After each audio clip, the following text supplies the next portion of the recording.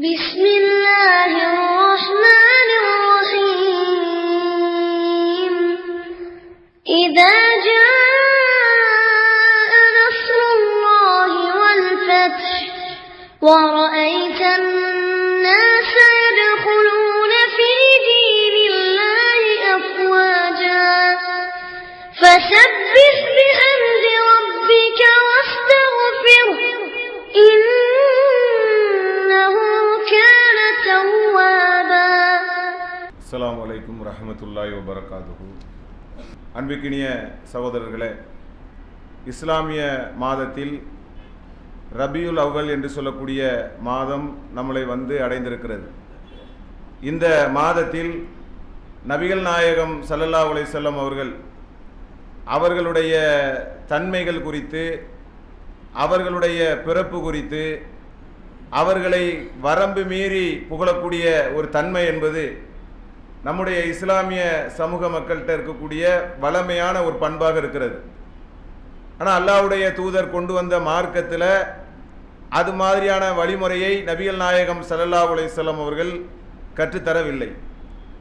ஆனால் என்ன செய்கிறாங்க, அல்லாஹ்வுடைய தூதருடைய பிறப்பை மிகப்பெரிய அளவிலே உயர்த்தி, எந்த அளவுக்கு அதை உயர்த்தி கொண்டு போகக்கூடிய நிலைமை அவர்கள் அடைகிறாங்கன்னு சொன்னால், நபிகள் நாயகம் ஸல்லல்லாஹு அலைஹி வஸல்லம் அவர்களை அல்லாஹ்வுடைய இடத்தில் வைத்து சிறுக்கு வைக்கக்கூடிய காரியங்களை மௌலுது என்ற பெயரிலே நம்முடைய சமூக மக்கள் செய்து கொண்டிருக்கிறார்கள்.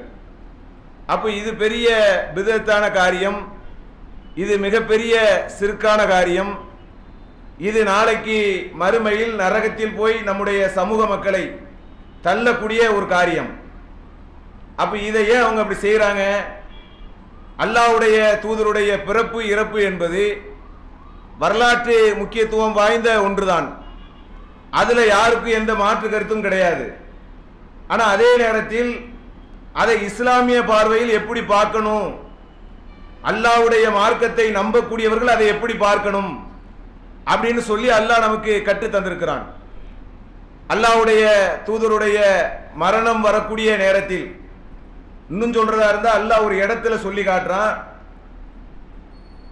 அல்லாஹ்வுக்கு தேவை கிடையாது, அல்லாஹ் எந்த அளவுக்கு நம்ம இடத்துல ஒரு எதிர்பார்ப்பு கொள்கை விஷயத்தில் இருக்கணுங்கிறதுக்கு அல்லாஹ் ஒரு செய்தியை சொல்லி காட்டுகிறான். முகமது தூதரை தவிர வேறு யாரும் இல்லை, அவர் கொல்லப்பட்டு விட்டாலோ அல்லது அவர் மரணித்து விட்டாலோ நீங்கள் வந்த வழியே நீங்கள் சென்று விடுவீர்களா? அல்லாஹ் கேட்கிறான். ஒரு தூதருடைய மரணம் என்பது நமக்கு ஒரு தாக்கத்தை ஏற்படுத்தும். ஆனால் அந்த மரணம் கூட நீங்கள் எப்படி புரிந்து கொள்ள வேண்டும் என்பதற்கு அல்லாஹ் சொல்றது என்ன, இந்த தூதர் மரணித்து விட்டாலோ அல்லது கொல்லப்பட்டு விட்டாலோ நீங்கள் வந்த வழியே திரும்பி சென்று விடுவீர்களா? அல்லாஹ் குர்ஆன்ல சொல்லி காட்டும் போது, ஃபஇம் மாத அவ் குத்தில இன் கலப்தும் அலா அல்காபிக்கும் ஃபமன் யன்கலிப் அலா ஆக்கிபஹி ஃபயலிரிபுல்லாஹு ஷையா. அவர் கொல்லப்பட்டு விட்டாலோ அல்லது மரணித்து விட்டாலோ நீங்கள் வந்த வழியே திரும்பி சென்று விடுவீர்களா? யார் வந்த வழியே திரும்பி செல்கிறார்களோ அவர் அல்லாஹ்வுக்கு எந்த விதமான ஒரு இடைஞ்சலும் ஏற்படுத்தவில்லை, அல்லாஹ்வுக்கு எந்த விதமான இழப்பும் இல்லை, அல்லாஹ்வுக்கு எந்த விதமான தேவையும் இல்லை. அப்ப நீங்க யாரை ஈமான் கொள்ள வேண்டும், எப்படி ஈமான் கொள்ள வேண்டும் அப்படிங்கறத அல்லாஹ் கற்றுத் தருகிறான். நபிகள் நாயகம் ஸல்லல்லாஹு அலைஹி வஸல்லம் அவர்களை ஏற்றுக்கொள்கிறோம், இறை தூதர் என்று நம்ம ஏற்றுக்கொள்கிறோம். அதே நேரத்தில் அவங்க மரணித்து விட்டாலோ அல்லது கொல்லப்பட்டு விட்டாலோ அல்லாஹ்வுடைய இடத்தில் நம்ம வைக்க முடியுமா?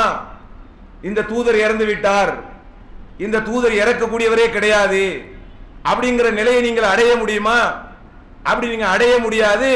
தூதராக இருந்தாலும் கொல்லப்படுவார், இறக்கப்படுவார் அப்படிங்கிற மாதிரி அல்லாஹ் குர்ஆன்ல சொல்லி காட்டுறத பார்க்கிறோம். அப்ப இறை தூதர்களுடைய இறப்பு கூட ஒரு நாள் வரும் என்றுதான் மூமின்கள் என்ன செஞ்சிருக்கணும், புரிந்து வைத்திருக்க வேண்டும். எந்த அளவுக்கு நபிகள் நாயகம் ஸல்லல்லாஹு அலைஹி வஸல்லம் அவங்களுடைய பிறப்பு குறித்து எப்படி எழுதி வச்சிருக்கிறாங்க? நபிகள் நாயகம் ஸல்லல்லாஹு அலைஹி வஸல்லம் அவர்கள் பிறக்கிறார்கள், வானவர்கள் அவங்களுடைய இதயத்தை கழுவுகிறார்கள். நபிகள் நாயகம் ஸல்லல்லாஹு அலைஹி வஸல்லம் அவர்களுடைய உடலை அல்லாஹ்வினுடைய அரிசை சுற்றி பிறப்பினுடைய காரணமாக அல்லாஹ்வுடைய அரிசை சுற்றி வானவர்கள் எடுத்து செல்கிறார்கள். அந்த அளவுக்கு அல்லாஹ்வுடைய தூதருடைய பிறப்பு என்பது மிக முக்கியமானது அப்படின்னு சொல்லி எழுதி வச்சிருக்கிறத பார்க்கிறோம். மௌலுதுங்கிற பேர்ல நபிகள் நாயகத்தை புகழ்றோங்கிற பேர்ல அவங்களுடைய பிறப்பை ரொம்ப உயர்த்தி பேசுறோங்கிற பேர்ல அல்லாஹ்வுடைய தூதரும் அல்லாஹ்வும் சொல்லாததை அவங்க என்ன செய்யறாங்க, சிலாயித்து சொல்றங்கிற அடிப்படையில அல்லாஹ்வுடைய அரிசை இறை தூதரனுடைய அந்த உடல் அவங்க குழந்தையாக இருக்கும்போது அதை வலம் வந்தது, சுற்றி வந்தது, வானவர்கள் அவ்வாறு எடுத்து சென்றார்கள் அப்படின்னு சொல்லி இல்லாததை சொல்றதை நம்ம பார்க்கிறோம். அப்ப இது அல்லாஹ்வுடைய தூதரே சந்தோஷப்பட மாட்டாங்க. அவங்களே இந்த செய்தியை கேள்விப்பட்டால் கண்டிப்பாக கோபம் அடைவார்கள். அல்லாஹ் செய்யாதத, அல்லாஹ்வுடைய தூதரும் சொல்லாதத மார்க்கம் என்ற பெயரில் இவங்க இப்படி செய்யறாங்களே. நபிகள் நாயகம் ஸல்லல்லாஹு அலைஹி வஸல்லம் அவர்கள் சொல்லி காட்டுறாங்க, யார் ஒருவர் என்னுடைய பெயரில் இட்டு கட்டுகிறாரோ, பொய் சொல்லுகிறாரோ, அவர் நரகத்தை உரிய இடமாக ஆக்கி கொள்ளட்டும். அவருடைய இருப்பிடம் என்னது? நரகம். இப்போ நபிகள் நாயகம் ஸல்லல்லாஹு அலைஹி வஸல்லம் அவர்கள் அவங்களுடைய பிறந்த நாளை நம்ம கொண்டாடுறோம்னு வச்சுக்கிடுவோம். பிறந்த நாளை கொண்டாடலாமா? அதுவும் கொண்டாடுறத ஒரு நாளை தேர்வு செய்து, ஒரு மாசத்தை தேர்வு செய்து கொண்டாடலாமா? அப்படி கொண்டாடும் போது சிறுக்கான வார்த்தைகள் வரலாமா? இதெல்லாம் ரெண்டாவது. ஒரு வாதத்துக்கு, ஒரு பேச்சுக்கு நபிகள் நாயகம் ஸல்லல்லாஹு அலைஹி வஸல்லம் அவர்கள் அவங்களுடைய பிறந்த நாளை கொண்டாடலாம் இருந்தா எல்லா நபிமார்களுடைய பிறந்த நாளையும் நீங்க கொண்டாடணும். இப்ராஹிம் அலைஹிஸ்ஸலாம் அவருடைய பிறந்த நாள் உங்களுக்கு புனிதமானது இல்லையா? இறை தூதர் மூசா அலைஹிஸ்ஸலாம் அவர்கள் அவங்களுடைய பிறந்த நாள் புனிதமானது இல்லையா? இது மாதிரி எண்ணற்ற இறை தூதர்களை அல்லாஹ் குர்ஆன்ல பேசுறானே. சுலைமான் அலைஹிஸ்ஸலாம் அவர்கள் அவங்களுடைய பிறப்பு என்பது புனிதம் கிடையாதா? அதுக்கு ஒரு நாள், அதுக்கு ஒரு மாசத்தை வச்சு அதை துதிக்க வேண்டிய ஒரு கட்டாயம் தேவை என்பது வருமா இல்லையா? அப்ப நபிகள் நாயகத்தினுடைய பிறப்பை மட்டும் அது ஒரு மாசமாக கணக்கிட்டு அதுல சிறுக்கான பல காரியங்களை எல்லாம் மௌலுது என்ற பெயரிலே அரங்கேற்றி அல்லாஹ்வுடைய தூதர் சொல்லாததை செய்யக்கூடிய ஒரு சமூக மக்கள் நாம விழிப்புணர்வாக இருக்கணும், கவனமாக இருக்கணும். அல்லாஹ் குர்ஆன்ல சொல்லி காட்டுறான், இறை நம்பிக்கையாளர்கள் தூதர்களுக்கு இடையே பாரபட்சம் காட்ட மாட்டார்கள். அப்ப மூசா நபியினுடைய பிறந்த நாளை கொண்டாடல, ஈசா நபியுடைய பிறந்த நாளை கொண்டாடல, அதே மாதிரி சுலைமான் நபியுடைய பிறந்த நாளை கொண்டாடல. நபிகள் நாயகத்தினுடைய பிறந்த நாளை நாம செயற்கையாக சொல்லாத ஒன்றை நம்ம செஞ்சிட்டு இருக்கிறோம். அது கூட மூமினுடைய பண்பு இல்லை. ஏன்னா அல்லாஹ் குர்ஆன்ல என்ன சொல்லி காட்டுறான், இறை தூதர்களுக்கு இடையே பாரபட்சம் காட்ட மாட்டார்கள், மூமின்கள் அதை செய்ய மாட்டார்கள் அப்படின்னு சொல்லி காட்டுறத பார்க்கிறோம்.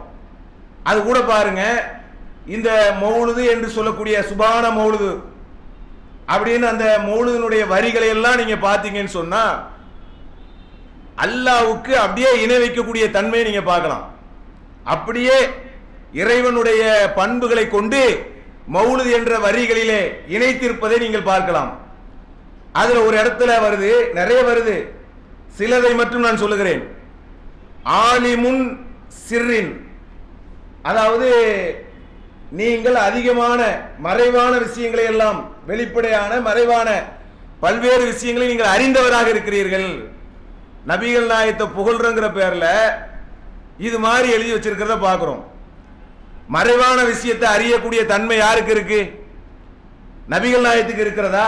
அல்லாஹ் எதை மறைவானதை காட்டி கொடுத்தானோ அதை தவிரலாம் நபிகள் நாயகம் சொல்ல முடியாது. நபிகள் நாயகம் ஸல்லல்லாஹு அலைஹி வஸல்லம் அவர்கள் இருக்கக்கூடிய நேரத்தில் சில சிறார்கள் வருகிறார்கள், அல்லாஹ்வுடைய தூதரை புகழ்ந்து பேசுகிறார்கள். அவங்க ஒரு பாடல் படிக்கிறார்கள்.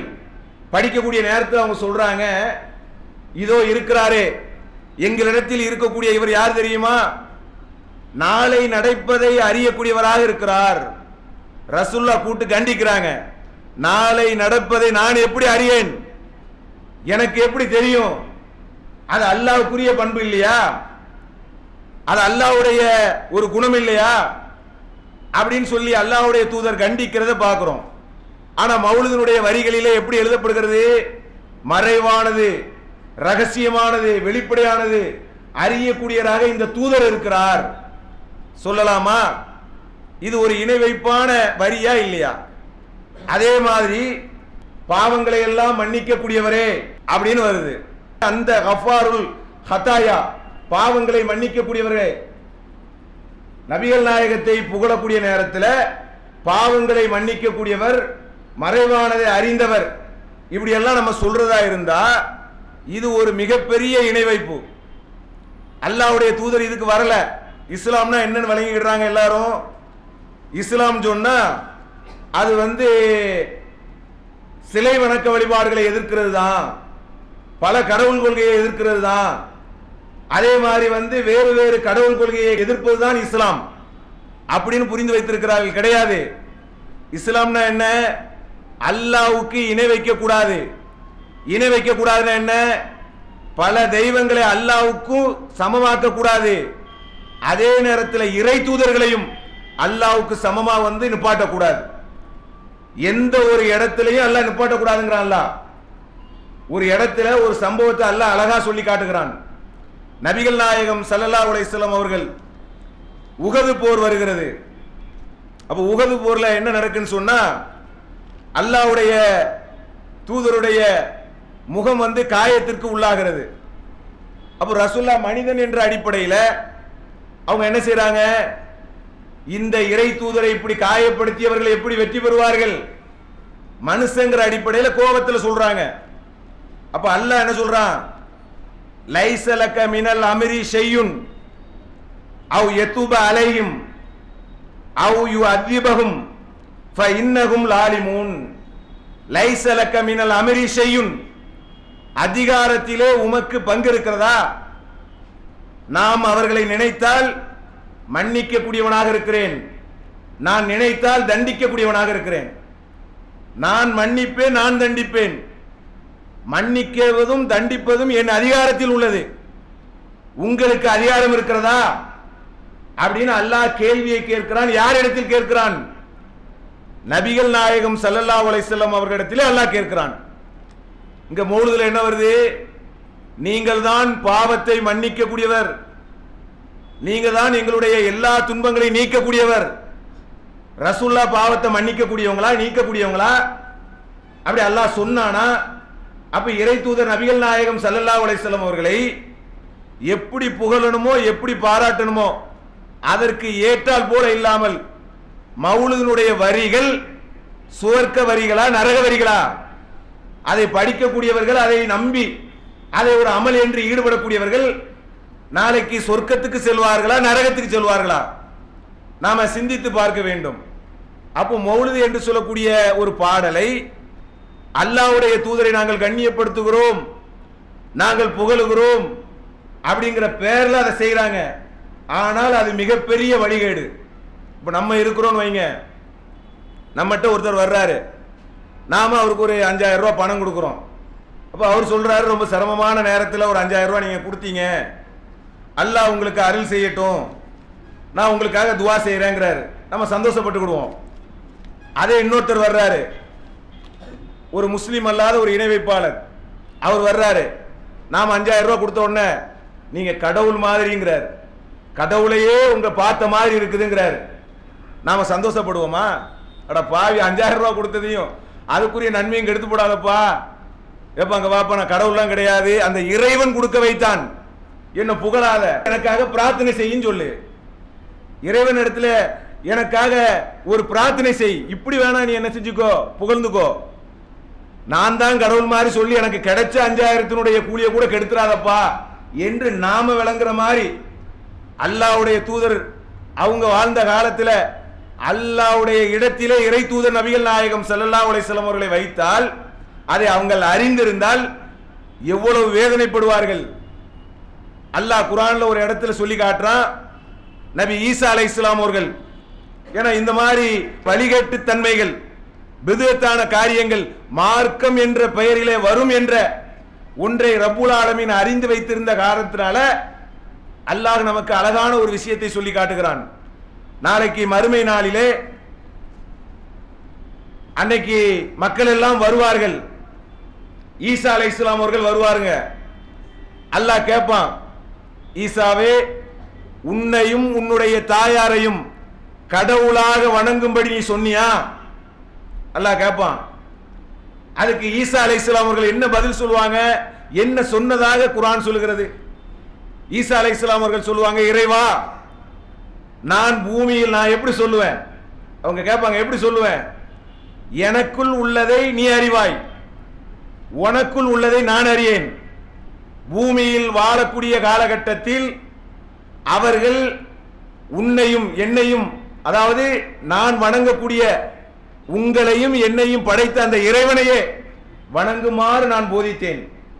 பூமியில் இருக்கும் காலமெல்லாம் நான் அதை தான் போதித்தேன். என்னுடைய கண்ட்ரோலில் அவர்கள் இருந்தார்கள். நான் சொல்லக்கூடிய அந்த கொள்கையில் இருந்தார்கள். என்னை நீ கைப்பற்றிய பிறகு, என்னை நீ எடுத்துக்கொண்ட பிறகு அங்கு என்ன நடந்துச்சுன்னு எனக்கு தெரியாது யா அல்லாஹ். அது உனக்கு தானே தெரியும். உன்னுடைய அடியாரை நீ மன்னிக்கலாம், தண்டிக்கலாம் அப்படின்னு சொல்லி மறுமை நாளிலே ஈசா அலைஹிஸ்ஸலாம் அவர்கள் அல்லாஹ்விடத்திலே அவர்கள் ஒரு வாக்கு மூலமாக சொல்வார்கள் என்று சொல்லி அல்லாஹ் குர்ஆன்ல சொல்லி காட்டுறதை பார்க்கிறோம். அவர் ரசூலா இருந்தாலும் அதானே சொல்லுவாங்க. அல்லாஹ்வுடைய ஒரு வாதத்துக்கு, ஒரு பேச்சுக்கு நபிகள் நாயகம் ஸல்லல்லாஹு அலைஹி வஸல்லம் அவர்களை இறைவனுடைய இடத்தில் கொண்டு வைக்கிற மாதிரியான ஒரு சூழ்நிலை வரக்கூடிய நேரத்தில் அல்லாஹ்வுடைய தூதர் அதானே சொல்லுவாங்க, இறைவா எனக்கு எப்படி தெரியும்? இவர்கள் வழிகட்டு போனார்கள், வழிகேடர்கள், என்ன கொண்டு உன் இடத்துல வைக்கிறாங்களே, இது எனக்கு எப்படி தெரியும்? நான் இருந்தால் கண்டித்திருப்பேன் சொல்வார்களா இல்லையா? மௌலிது என்ற பெயரிலே ஒரு வழிகேட்டான, பிதஅத்தான, ஷிர்கான, நரகத்திற்கு அழைத்து செல்லக்கூடிய ஒரு வணக்க வழிபாடு என்று ஒன்றை செய்கிறார்கள். இது வணக்கமா, வழிகேடா? சிந்திக்க வேண்டும். இதை கூட பாருங்க. நபிகள் நாயகம் ஸல்லல்லாஹு அலைஹி வஸல்லம் அவர்கள் ஈசா அலைஹிஸ்ஸலாம் அவர்கள் எப்படி சொன்னார்களோ அதே மாதிரி வேறொரு கோணத்தில் ஒரு சம்பவத்தை அல்லாஹ்வுடைய தூதர் சொல்றாங்க. நாளைக்கு மறுமை நாளில் கௌசர் தடாகத்தின் போது அங்கே பல பேருக்கு நீர் வழங்குவதற்காக நான் அழைக்கப்படுவேன். சிலரை அழைப்பேன், என்னுடைய தோழர்களே வாங்க வாங்கன்னு சொல்லுவேன். அவர்கள் தடுக்கப்படுவார்கள், வானவர்கள் தடுப்பார்கள். நான் சொல்லுவேன், ஏன் தோழராச்சே, ஏன் தடுக்கிறியே நான் கேட்பேன். அப்போது எனக்கு சொல்லப்படும், இவர்கள் யார் தெரியுமா? இவர்கள் வந்த வழியே திரும்பி சென்றவர்கள், நீங்கள் உருவாக்காததை உருவாக்கியவர்கள்.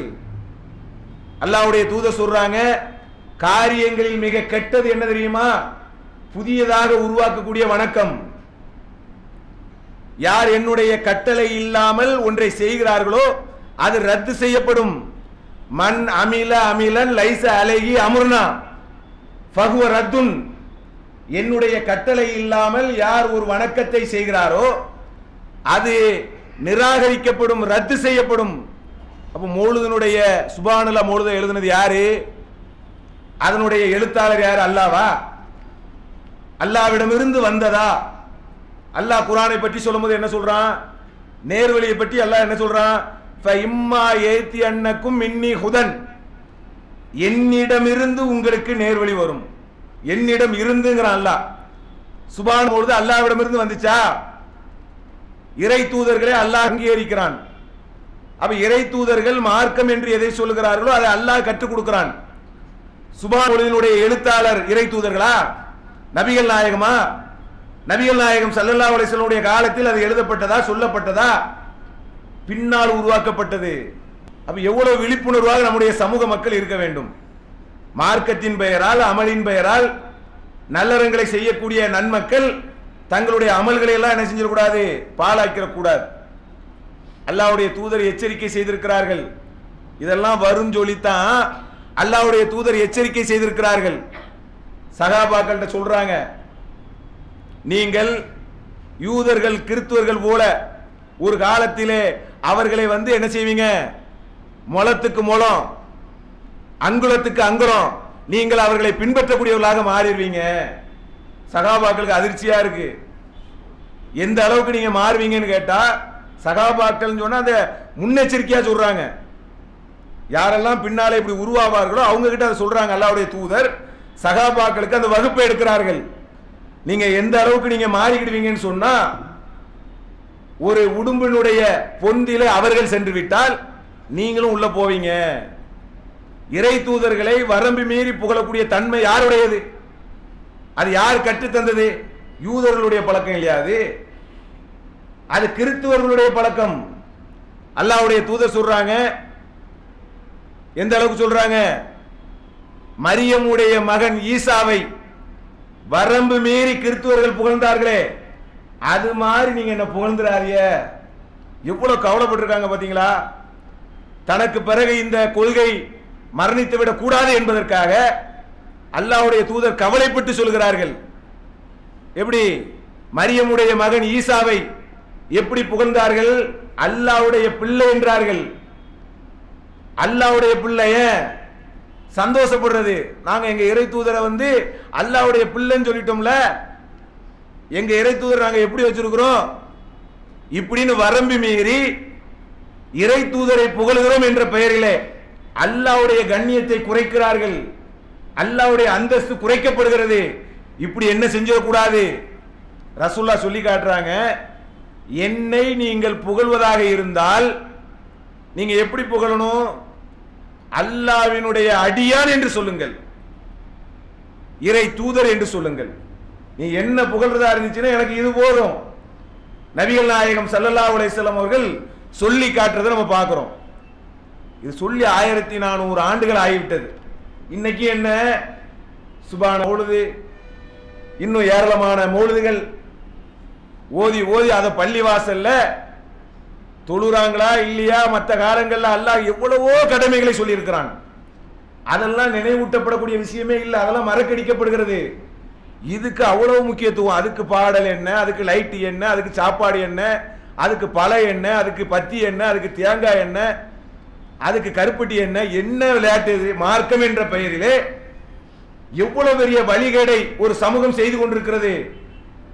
அப்ப நம்ம யோசிக்கிறோம், நம்முடைய சமூக மக்கள் இது ஒரு பெரும் பாவம், இதை செய்யக்கூடாது, நாளைக்கு அல்லாஹ் கேள்வி கேட்பான் என்ற ஒரு எண்ணம் என்ன செய்யணும்? நமக்கு வரணும். உண்மையிலே அல்லாஹ்வுடைய தூதரை புகழணும் ஆசைப்படுறோமா? புகழலாம். எப்படி புகழலாம்? அல்லாஹ்வே குர்ஆன்ல சொல்லி காட்டுறான். எப்படி? குல் இன் குன்தும் துஹிபுனல்லாஹ, நீங்கள் அல்லாஹ்வை விரும்பக்கூடியவர்களாக இருந்தால் ஃபத்தபியூனி, என்னை நீங்கள் பின்பற்றுங்கள், யுஹிபுக்குமுல்லாஹ், அல்லாஹ் உங்களை விரும்பக்கூடியவனாக இருக்கிறான். அல்லாஹ் என்ன செய்வான்? வ யக்ஃபிர் லக்கும் துனூபக்கும், அல்லாஹ் உங்களுடைய பாவங்களை மன்னிக்க கூடியவனாக இருக்கிறான்.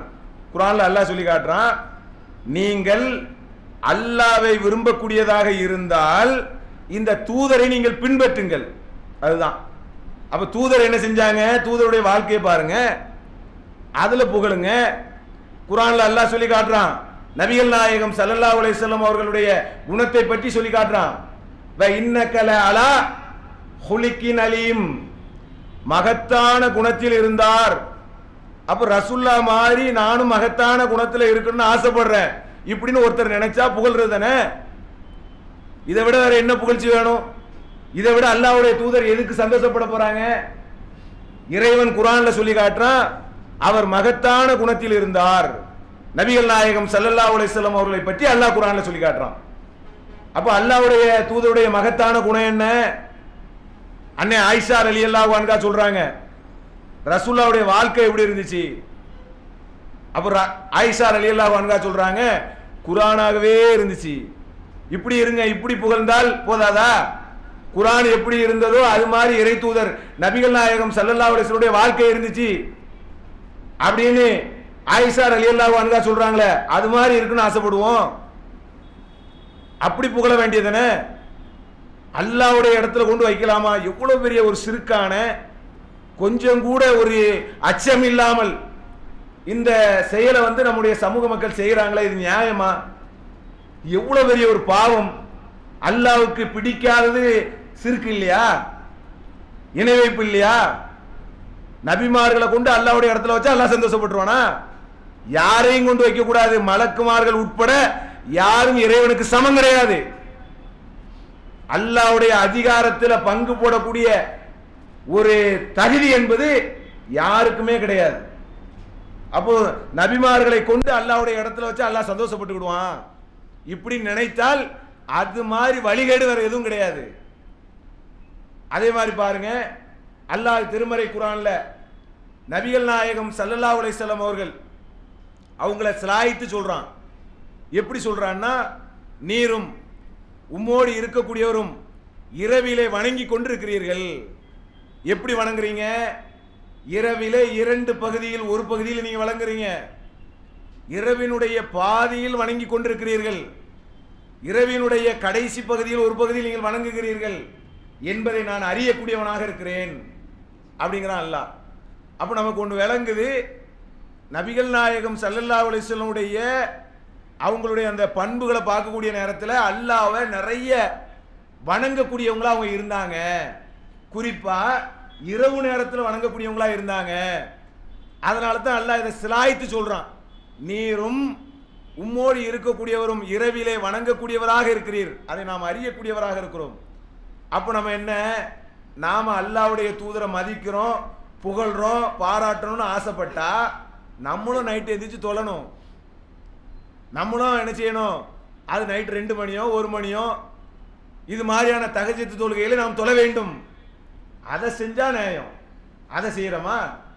நபிகள் நாயகம் ஸல்லல்லாஹு அலைஹி வஸல்லம் அவர்களை அவங்கள கண்ணியப்படுத்துறோம், அவங்கள மதிக்கிறோம்னு சொன்னா அவங்களுடைய வாழ்க்கை வரலாற்றை நம்ம பார்க்கக்கூடிய நேரத்தில் அவ்வளவு தியாகம். அந்த மாதிரி நம்மளால இருக்க முடியாதுன்னு சொன்னா ஓரளவாவது இருக்க முயற்சி எடுக்கலாமா இல்லையா? தொழுகை விஷயத்தில் அல்லாஹ்வுடைய தூதர் அவங்க இரவு நேர தொழுகை எந்த அளவுக்குன்னு சொன்னா, ஆயிஷா ரலியல்லாஹு அன்ஹா சொல்றாங்க, அதனுடைய நீளத்தையும் அகல அந்த சிறப்பையும் கேட்காதீங்க, தொழுதா அவ்வளவு லைத்து தொழுவாங்க. நாம இரவு தொழுகையை விட்டுருவோம், கடமையான தொழுகையில லைப்பு வருதா, கடுப்பு வருது, எப்போ முடியும், எப்போ ஓடலாம். இந்த போனை வந்து ஒரு அரை மணி நேரம் தொடர்பு இல்லாத ஒன்றாக நம்மளால மாற்ற முடிகிறதா? இல்ல. உடனே என்னது, அடுத்து யார் கால், அடுத்து என்ன செய்தி, அடுத்து வாட்ஸ்அப்ல என்ன, வாட்ஸ்அப்ல செய்தி பார்க்கட்டா உலகம் அழிஞ்சா போயிடும். அப்ப இறைவனை நினைக்கக்கூடிய நேரத்தில் கவனத்தோடு இறை தூதர் தொழுதாங்களே, இதை செய்யுங்க. இது அவங்கள கண்ணியப்படுத்தினதாகும், இது அவங்கள புகழ்னதாகும். எனவே ரபியுல் அவ்வல் என்று சொல்லக்கூடிய இந்த மாதத்தில் வழிகேடான பாவத்துக்குரிய மௌலிது என்ற பெயரிலே அல்லாஹ்வுடைய தூதரை புகழுகிறோம் என்ற பெயரிலே மார்க்கத்துக்கு முரணான காரியங்களை செய்யக்கூடியவர்களாக நம்முடைய சமூக மக்கள் இருக்கிறார்கள். அதையெல்லாம் மாற்றக்கூடிய நன்மக்களாக நாம் இருக்க வேண்டும் என கூறி என்னுடைய இந்த உரையை நிறைவு செய்கிறேன்.